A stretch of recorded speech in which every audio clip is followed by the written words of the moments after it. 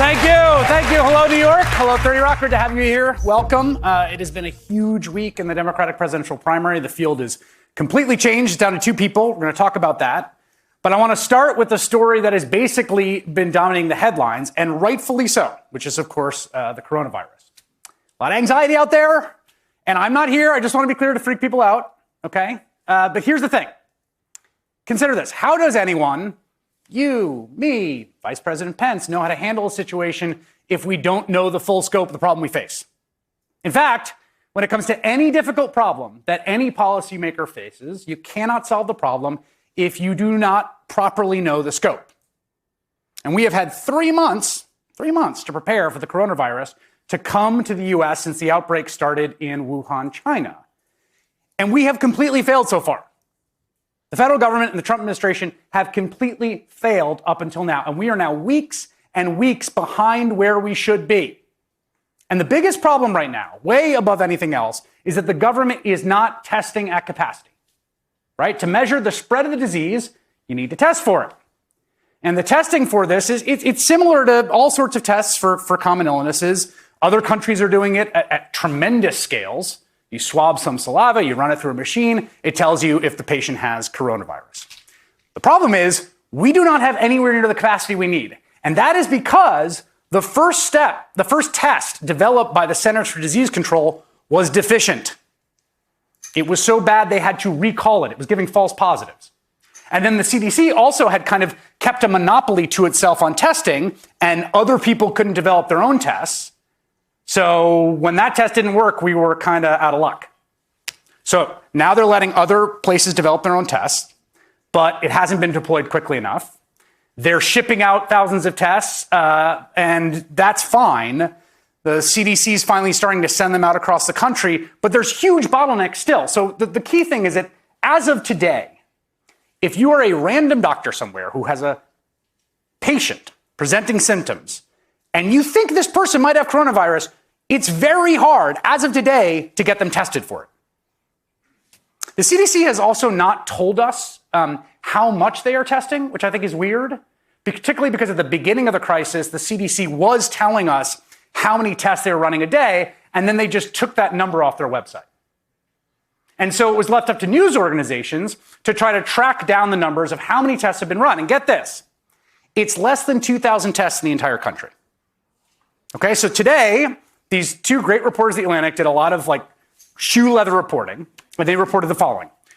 We can only verify that 1,895 people have been tested for the coronavirus in the United States. Less than 2,000 people. For context, in South Korea, more than 66,000 people were tested within the first week of the first case of community transmission. South Korea is now testing 10,000 people a day. Now, the worst of the outbreak in the U.S., of course, has been centered around Seattle, Washington. We have 14 people who have died in that state so far. And a spokesperson for the Seattle mayor told Yahoo News that only 100 people have been tested in an area that's inhabited by 3.4 million people.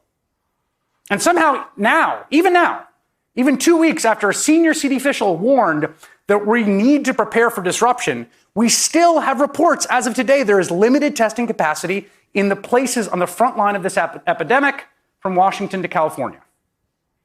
Here's a headline, the LA Times today. Look at this. Chaos at hospitals due to shortage of coronavirus tests. And the article quotes one California doctor explaining how people working in the ER exposed to the virus cannot get tested. Quoting him here. The doctor said another suspected coronavirus patient was a transplant nurse whose job is to work with immunodeficient patients. I said, come on, please, we need to test her. And if you want to get a sense of why this is so dangerous, it's worth taking a moment to take a look at another famous disaster. And I want to be clear here before this section of the monologue that the stakes of that disaster much, much higher, a much bigger disaster, much greater scale of devastation and misery. But the thing is, there's a lot to learn from studying disasters, whether that's the Challenger launch decision, or it's the aftermath of Hurricane Katrina, or the financial crisis, or in this case, the nuclear accident at Chernobyl. And one of the most disastrous things that happened in Chernobyl is when the accident first happened, people all through the chain of command, good people, smart, skilled people, they didn't want to believe it was as big a deal as it was. Nobody wanted to suggest things might be even worse than everyone thought. and they brought out their tools to measure the levels of radiation. And the radiation detector said it was 3.6 Roentgen per hour. Okay? Now, Roentgen per hour is how you measure radiation levels. And they thought, not great, but not terrible. At the high end, but not terrible. Here's the problem.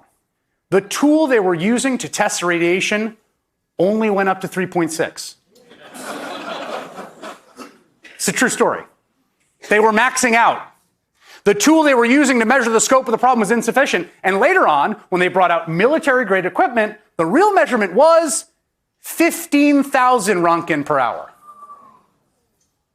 They were off by a factor of somewhere in the neighborhood of 4,500, 5,000. That's why measurement matters. And here's the thing. We have already seen a version of this in the US with Trump's leadership in a time of crisis. You remember back in September 2017, of course, Hurricane Maria devastated Puerto Rico.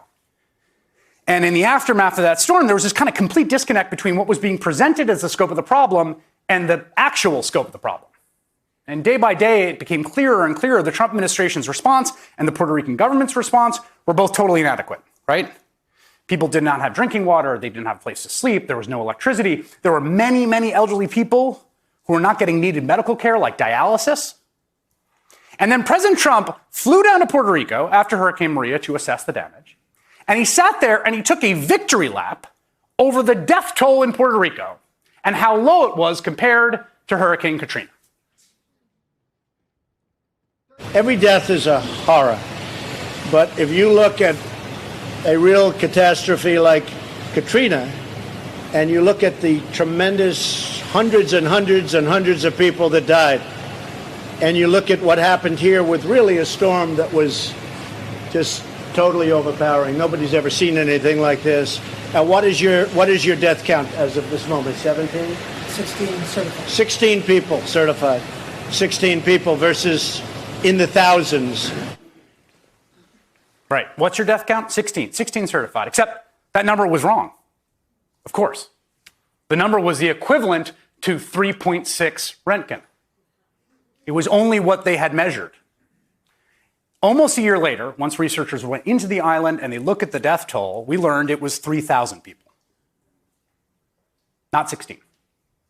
But Trump got away with it politically. That's the lesson that he learned from Puerto Rico. Because we did not find out the 3,000 excess deaths number until it was off the front page and after the cameras were gone. And he never paid a political price for it. There was never any commission or Gold Star inquiry. There was never any systematic investigation into what went wrong. Just Donald Trump saying Puerto Rico was a great success story, and he's applauded by Republican members of Congress at the State of the Union. So the president faked his way through it by mismeasuring the crisis on the front side and got on the backside with pure BS. And that is very much what it looks like he's doing right now. So here he is today. He's signing an $8.3 billion spending bill to fight coronavirus, and he's wearing the same costume he wore when he went to Puerto Rico after Hurricane Maria. Weirdly, why? He's in the White House. He's bragging that he got $8 billion when he only asked for $2 billion, and that the coronavirus came out of nowhere. And in the middle of all this, he's joking with reporters and tossing his pen to them, just like he tossed those paper towels to the people of Puerto Rico. And if you're concerned at all about what his priorities are, then listen to him at the CDC today. He is talking about what to do with a cruise ship off the coast of California right now that is filled with Americans, thousands of them, who have been exposed to the coronavirus. They would like to have the people come off. I'd rather have the people stay, but I'd go with them. I told them to make the final decision. I would rather, because I like the numbers being where they are.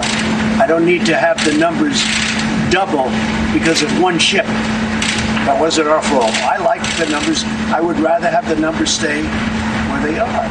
But if they want to take them off, they'll take them off. But if that happens, all of a sudden your 240 is obviously going to be a much higher number, and probably the 11 will be a higher number.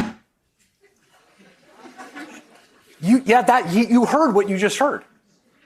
He's saying that his preference, in defiance of the experts, is that these sick Americans stay marooned on the boat because he doesn't want the numbers going up for him, which is the perfect example of him doing it again. All he cares about are the numbers, not the actual problem.